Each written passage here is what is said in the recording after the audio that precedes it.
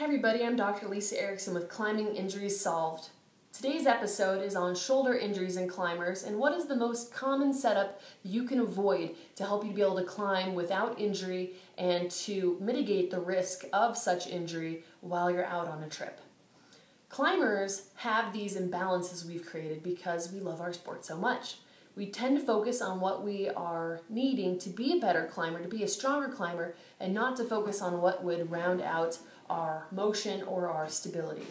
So for instance, the average climber is very good at extending their shoulder. However, if we were to go the other direction with our shoulder, many climbers don't have that range of motion. So a quick check for you, are you able to reach your opposite back pockets? Are you able to reach up at the bottom of our shoulders? Are you able to reach up between your shoulder blades? And if so, what does your shoulder do to be able to allow you that range of motion? Does the head of your humerus or the front of your shoulder rotate really far forward in order to cheat to get that arm up? Do you notice your shoulder blade winging off the back? You see it actually come off of the spine. What does your body do to compensate to make these motions happen? And compensation is the key word in all of this. If you're trying to do a motion that your body is unable to do safely, it will cheat to make that happen, putting you at risk. So for the shoulder, internal rotation is definitely missing in my climbers. Another thing I see, especially in people that sit at a desk job or people that tend to have very tight pec muscles, are these shoulders wanting to be forward and internally rotated. So we have a coach here in Boulder that tells all of his athletes, I never want to see you crossing your arms because that is internally rotating your humerus heads and allowing these pec muscles to contract even tighter than they should be.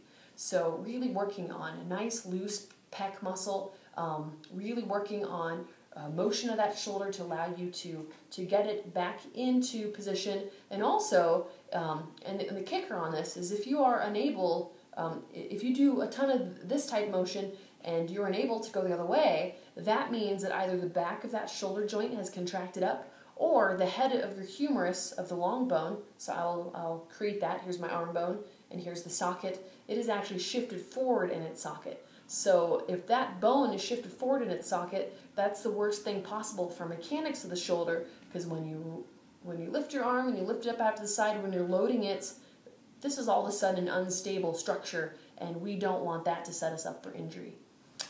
Lastly, the third thing I see for climbers that set them up for shoulder injuries is underneath the shoulder blade itself, actually in the armpit, the muscles of the lats being too tight. So as the arm comes up, we should see this big beautiful armpit, and we should not see a big bulge of muscle sticking out, at least not through the whole motion. As that arm comes up, I want you to watch yourself and look at your shoulder blade and see, does this, I'm going to stick my fingers on my shoulder blade in here, as my arm comes up, that shoulder blade should stay back. There is a moment where it comes forward, but it shouldn't be so adhered from the muscle that attaches to your humerus into the shoulder blade itself. The moment you start to raise your arm, it should not immediately start popping forward. And so that is, without a doubt, one of the most common things that sets my climbers up for injuries up top. And why that is because when that muscle gets tight and it locks that shoulder blade, and as you raise your arm, your shoulder blade actually starts moving with your arm, it changes the mechanism of how the shoulder works. And so if it's not mobile enough to be able to move forces through it as it needs and to contract different muscles to support and stabilize, it sets you up for injury. And one of the most common, which brings me back full circle to the most common injury that I see in my office, which is knots and injuries and tears to the deltoid muscle itself. And the deltoid muscle is this big muscle that comes and attaches onto the humerus.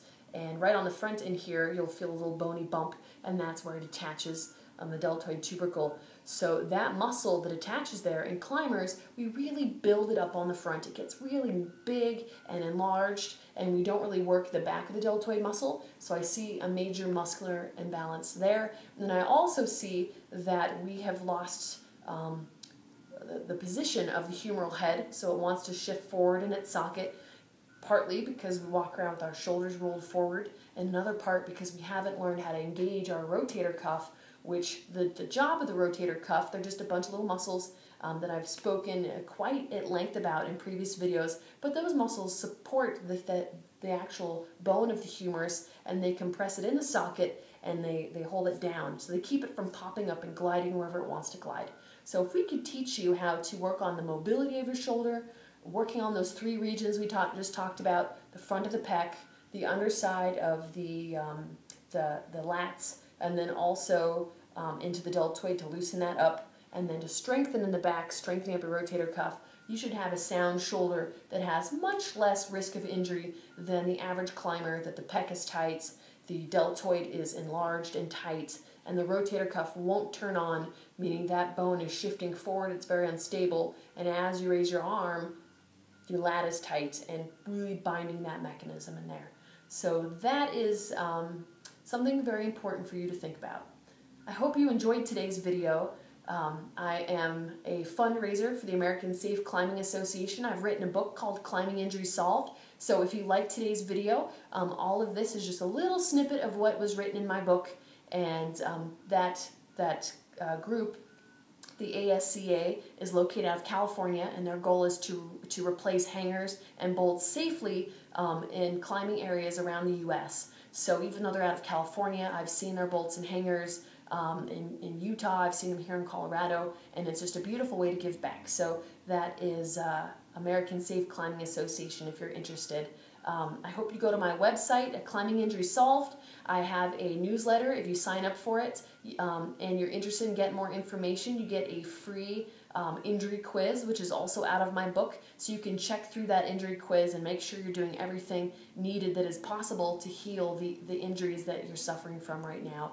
The average climber has more than 1.8 injuries, and that could very well be you. So I really applaud you to not lose hope and keep working on these things, and make sure you keep a log and treat each injury specifically to that injury, and make sure that you're working on a shoulder and a finger and a knee or whatever you're dealing with, and make sure that you're taking steps on all those week by week, day by day, month by month, so that you are healthy and that we have a nice, healthy group amongst us for our community.